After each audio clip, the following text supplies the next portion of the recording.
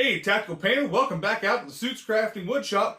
Welcome to the debut of my table saw. I've been asked by some people on Pen Blank Casting's forum on Facebook about my newest purchase, the Micro Jig. I love this thing for cutting up pen blanks on my table saw. And what I was asked was, how well does it work? Are there any nuances about it? Well, I'm doing this video just to get some of those nuanced stuff out there and let you know how it is that I use the Micro Jig when cutting up pen blank blocks. So let me raise up the camera, bring it on a down shot so you guys are up above the table saw, and I'll show you some of the things that I have to do in order to cut up pen blank blocks. So stick around for a brief tutorial on the Micro Jig and how well it works for cutting up pen blanks. Alright, so laid out in front of me are some tools that I find extremely necessary for at least my table saw. Now the table saw that I have, all that it says on it is that's a 10-inch contractor saw. It doesn't say Delta, it doesn't say that it's, you know, Rikon or PowerTech or any of those brands. All it says is 10-inch contractor's table saw. So I don't know what brand it is, and it was given to me for free, which is a very good price, so I haven't complained. It's worked for me really well, especially cutting up larger items. Now, cutting up smaller items, that's where I started running into an issue because this plate has a little bit of a lip on here. Now, it used to have a lip toward the back because the only thing between the plate and the bottom, that, you know, the spacers that hold up the plate, are some washers. Now, the area that you need most is the side that you're going to be cutting to, and that's going to be this side for me. And I've made it so that this side right here is mostly flush. There is a little bit of a lip here, so my extra, as I hit here, will kind of catch, and I have to push past it and then move it out into the side. Hasn't been a big issue for me. I've been working around it and it's been doing okay. I am eventually and make a flush fitting insert in here for me at some point. I just have not yet, but figured I'd do this video and get it out there so you guys can see what you can do if you don't have it perfectly set up and capable, and kind of work past that. You know, work with what you got. That's what it's all about, right? You want to make money, and having to make a custom insert, that takes time. Time is money. So I work with what I've got. I got my washer set up with this being flush so that it doesn't catch up here, and it works for me for right now. The tools that I have laid out in front of me. Of course, I've got my World War II RZ mask, which I absolutely love those. Not paid promotion, just absolutely love it. A broom, so I can just sweep off, get rid of dust whenever I need to, and just get it out of the way. Rubbing alcohol. Of course, I've got our demonstration piece, our gripper. I've got the pieces that I'm going to be cutting. I've got a blue shop towel. I've got a regular microfiber cloth, and I've got some paste wax. I think I already said rubbing alcohol.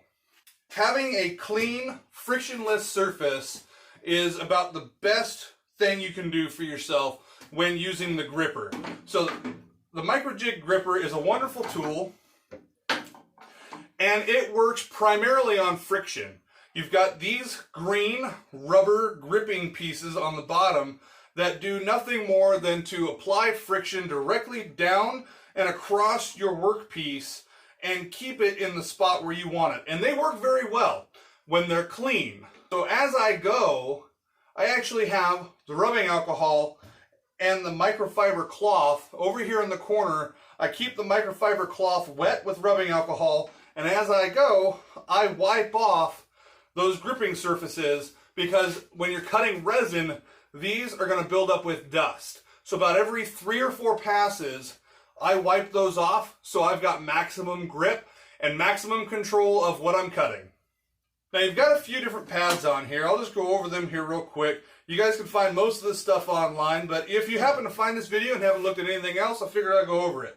So your gripper actually comes disassembled, and you have to put it together, and they've got wonderful instructions. Very easy to follow. I highly recommend that you read through them because it's not self-explanatory to put it together by any means, but it is easy to assemble. On this side, you've got a 1/2 inch spacer. And on this side, you've got a 1/4 inch spacer. So you can cut down to 1/4 of an inch using this side of your micro jig. You can bring your fence all the way into 1/4 of an inch. You can take this pad, it swaps around to the other side, and you can cut 1/4 inch strips for chopsticks or random assortments. And they even have a 1/8 inch that you can swap that out with as well, that you can buy as an accessory, which is pretty neat to be able to cut 1/8 of an inch if you're needing to do banding or edge work or want to make yourself some thin plywood. Or even if I wanted to take a bunch of 3/4 inch thick pieces of wood, rip them down to 1/8 of an inch and bend those in order to make some cool pen blanks. Stay tuned, maybe something in the future. Haven't bought it yet, but it is something that I've been thinking about, making some really cool laminated pieces of wood and turning those into pen blanks. Could be fun. This center section has these little screw nuts on here. When you loosen those, this center section can move back and forth. I'm not going to move it now because I have it set up perfectly for cutting 3/4 of an inch wood stock. It's set just a little over 7/8 of an inch because I've got a 1/8 inch blade in here. And so with cutting my blanks to 3/4 of an inch, I can put my stock on here and the blade runs right through that channel between the 1/2 inch and the center spacer. So it's set up just perfectly so that the center spacer actually helps control the side of the stock that usually doesn't have any control at all after you get it pushed through. Unless you're using 2 push sticks, but then you don't have any control this direction. If you're using a push stick and a feather board, you've got control this way, and you've got control this way. But once it gets past the blade, you don't have anything because the feather board's in front of the blade. So now this is sitting here loose, just waiting to be thrown back in your face. But with the gripper, you put it down on your piece, and you're pushing down and in this direction, and both surfaces being cut on both sides of the blade have contact at all times. So you're able to cut all the way through, move and get it out of the way, and it's completely safe. Steps that I take in preparation go as follows. Our first step, tabletop prep. First thing that I'm going to do, I'm going to take my broom, I'm going to sweep off the entire tabletop, which I've already done. You can see here, it's all nice and clean. Then I'm going to take rubbing alcohol, and I'm just going to squirt some on my tabletop. I'm going to take my towel, my rag, whatever you want to use, and just clean off all the surfaces that you're going to be using on your tabletop. So basically, the whole thing. And also your fence. Get it nice and clean. Now take some Minwax paste finishing wax or whatever surface prep you want to use and apply that to your tabletop.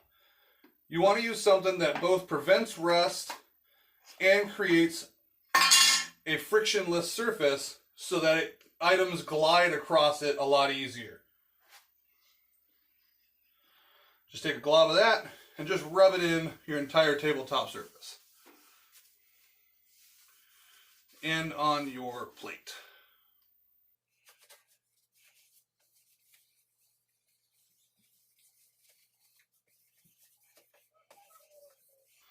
And also apply it to your fence so that it glides along there a lot easier. And now our table is ready for cuts. Step 2, prepping for the cut. We're going to take our fence, set it to the width that we want. In my case, I'm going to set it for 3/4 of an inch. Take our micro jig, and we'll take our towel that still has rubbing alcohol on it. We'll just clean that off, because anytime you set that down on something, it's going to pick up dust because these things are really grippy. And they're going to pick stuff up with them, so clean them off. Now we're going to set up for our cut. Now you need to know which direction you're going to be cutting in. That's going to go against the fence, and then this is going to glide forward. For this one, it doesn't matter, but for some other ones like this mother of pearl here, you can see I've got ribbons going this direction, and I even drew an arrow when I took this out so I knew what was my front. So I know that I need to cut it into blanks going this way, because that's going to have my lines going in the right direction. So we'll set our blade height right there. That's good. All right, now for this cut, you can see that my blank goes out beyond the width of my micro jig. So you undo these knobs and lift this sliding piece up and lock it in place so it's up and out of the way. You go with your micro jig against your fence. Be sure to push down on your blank and then go straight down with it. And when you're pushing, you're going to push down and you're going to keep the side of your micro jig against your fence.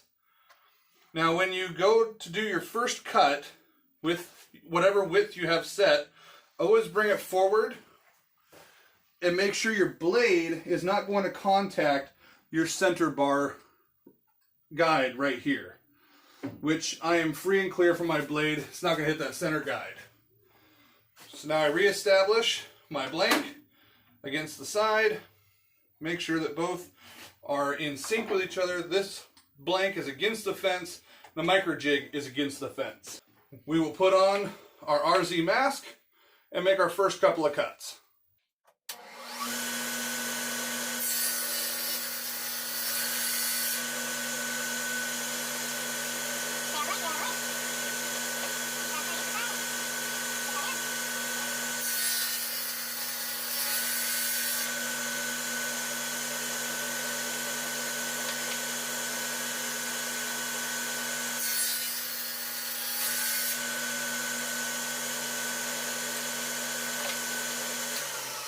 Alright, blade stopped. You can see here I'm starting to get some buildup on the feet here. You can see some right there. So we just take our wipe, we just wipe that off, keep that nice and clean. And you can see now that our piece is half the size that it was before. And when we bring this over here, it actually rests underneath the block of the micro jig. So now we can drop this foot down and pushing the micro jig against the fence so that the side of the micro jig is flat against the fence and it's in contact with the blank down. We set that to our depth. That way it's not the blank that we're pushing against, it's both the blank and the table at the same time, because as we make these next 3 passes, this is going to get skinnier and skinnier. And on that last pass, you're only going to be contacting this face here and this here, and this will keep you from canting over and creating an unsafe cut. Now the second step that you have to really watch is when you come down on your micro jig. You can set it down, and if you don't have it perfectly registered at an angle, and then you bring the side in so that it faces up against your fence, it can cant out your blank sometimes. If you come down at an off angle, it can cant out like that. And I found this out the hard way, cutting a mother of pearl blank. You can see that beautiful blank right there. And now look at that. The micro jig held it all the way through the cut at that angle. When I brought it in, I didn't register it, and then I registered the micro jig against the fence, and it held it at this angle, and I passed the micro jig across with the side against the fence, and the blank went in at this angle, and it cut that beautiful, long, straight line all the way down that blank. Now, that's pretty neat looking. I really like how it looks. It did make it so I can't just sell that blank as is. I'm going to turn it into a hybrid. I'm not going to let it go to waste. I'll put something in the middle of that, but it wasn't my intended outcome. So you do need to make sure that when you bring that in, register it against your fence, bring your micro jig over, set it down, and then I go in from both sides of the micro jig and just make sure that you push in on both sides of the blank and make sure the blank is against the fence, and then set the micro jig back down on top of it. So you'll see me do that on my next 3 passes.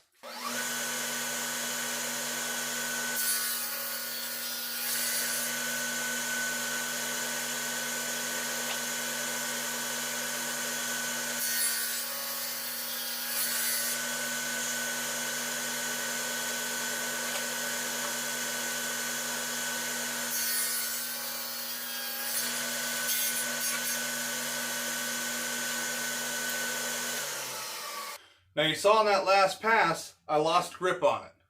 You can see I've got resin buildup on here. It was time to wipe it, and I didn't. And I lost friction going down against the table, and it got stuck there. So I cleared it. I was already all the way through the cut, so I cleared the micro jig and then just moved it out of the way safely from way behind the tool and was out of the way myself. So do know, wipe often. So now we're ready for our second cut. Now these are set for 3/4 of an inch, and before they were about an inch tall. So now our setting for our foot is inaccurate. If I go to put that down, it's going to cant over. You can see that right there. So now I need to bring it over, loosen my feet, bring it straight down onto the blank, register the face of the micro jig against the face of the fence, and set that foot right there. And now it won't canter rock, and we're back to square again. And now we're going to make a pass through to cut off the top of each of our blanks so that they're all nice and squared up and pretty.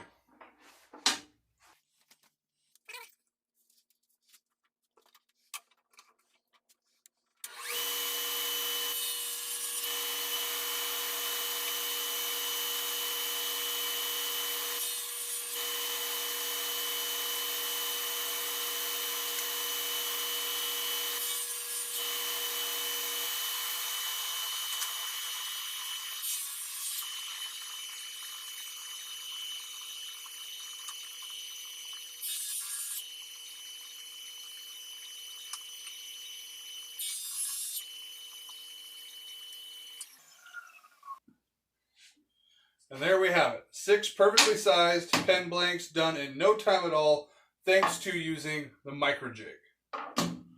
It was safe, it was controlled. You notice I don't have a riving knife, but that's okay because the micro jig controls the cut all the way through, and these little pieces are just too thin for the centerpiece to hold on to for me. So they get in there, and then they just sit there, and I just take a piece of scrap and knock them out of the way and into safety. So now let's go ahead and watch that whole process in action, cutting up both of these blocks into pen blanks. Cue montage mode.